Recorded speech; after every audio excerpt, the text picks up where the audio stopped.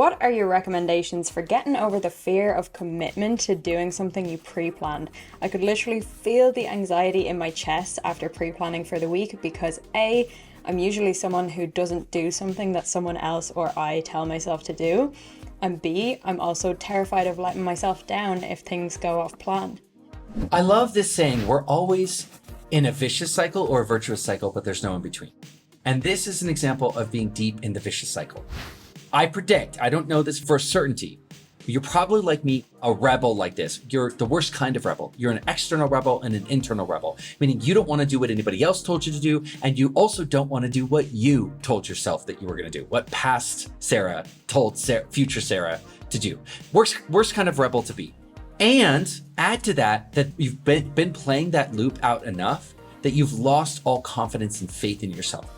Your relationship to yourself is very much like your relationship to a friend. If you have a friend and you say, I'm going to come over, and then you don't. And then they call you and say, come over, and you say, I'm going to come over, and you don't. You're going to get to a point where that friend is either going to stop calling you, or if you say something, they're just going to heavily discount it and say, I don't really believe it. Evidence shows me that this is not going to happen. You are in that relationship to yourself. You have lost integrity with yourself. So you're deep in that vicious cycle. So let's take those as two separate ones. First, for internal and external rebels, Gretchen Rubin talks about this. So check out Gretchen Rubin's rebel model. There's only one answer going forward, and it's you can only inspire yourself to do something.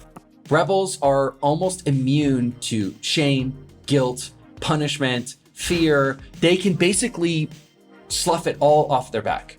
They are immune to any of that. They cannot be made to feel bad in any way. And I want to be clear about that. They will feel bad, but they still won't do it. Right? They'll feel bad about themselves. They'll punish themselves. They'll say, I'm terrible. Oh God. But they still won't do it. It's not a successful strategy. The only thing that a rebel can do is inspire themselves to want to do it. They can inspire themselves. They can give themselves a reason that they want to do it. Now you may say, how am I going to do that? And I would say we are the masters of self-deception.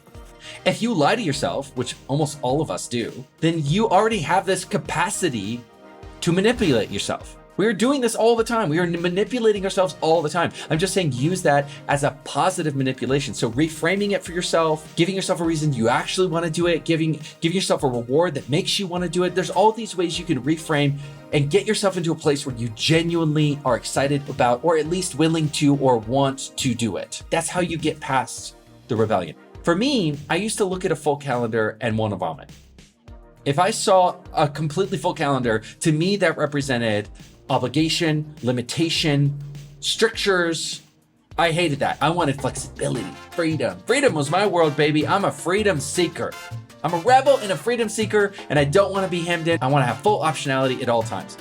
The reframe for me was when I finally looked at a full calendar less as obligation and more as my optimal plan that I offered to my higher power. So I had this game that I played with myself where I thought, and it's a long story about how I got to this. So you might think, God, how does Demir think of these things? But I had this series of conversations with myself where I realized that the reason we misspend our time is because we think it's a free resource. When you look around in the world, anything that's free, the water, the air, we pollute. This is called the tragedy of the commons. When we think something is free and unlimited, we misuse it and we find the edge of it, right? Meaning the limitation of that outlook.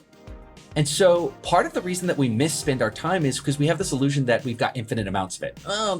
And so when you think you've got an infinite lifetime ahead of you, this week feels like an obligation. It feels like, I have to. I don't want to. All of a sudden, another week of life feels like an obligation. It feels like and we're dreading the next week. When really, if we step away, it's like you could die anytime.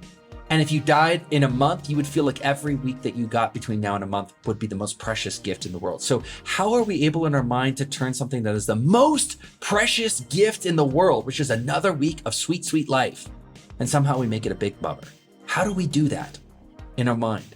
The reason I think we do it is because when we are thinking that we have an unlimited amount of future time, then now we misuse it. We see it as an obligation. We pollute it.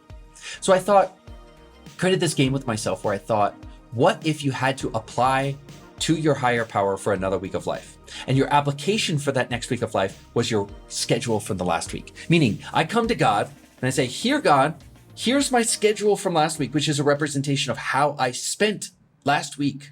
You gave me a week of life, and here's what I did with it. And he looks at it and he goes, nah, man, sorry. If this is how you're going to spend your time, no. Rejected. I'll give this to somebody else who appreciates it even more.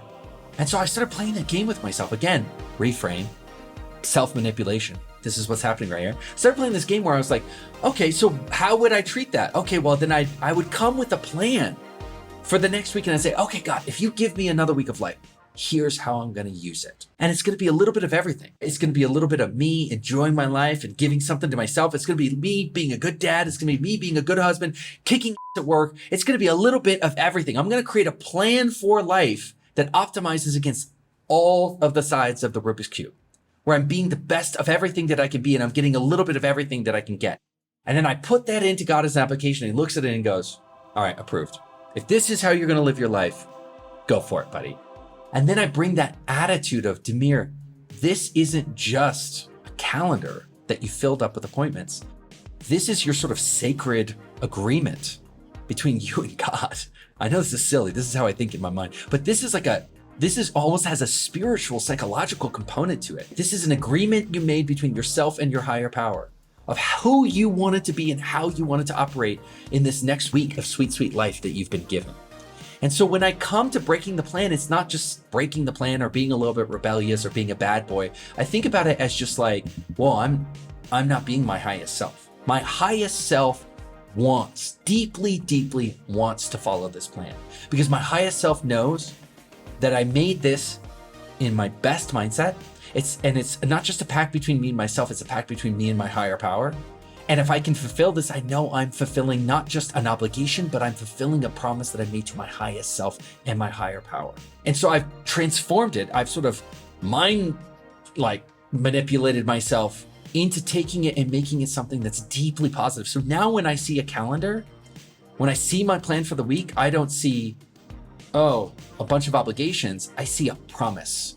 This is a promise that if fulfilled, week after week after week after week is going to make me more and more my highest self.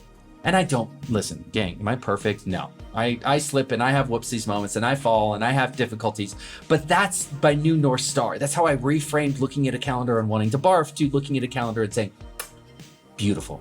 Literally like chef's kiss. Like, yes, that's it. That's my highest self. That's the promise I make to myself. I make that promise to my higher power. Let's go. I see a lot of emojis happening in the comments right now. Yeah, there's loads of hearts coming through. I absolutely love that answer. What would you say to people, just a quick one, who the thought of the higher self living up to that standard is like, that's a bit much. Like it's at too high a level. Don't do it.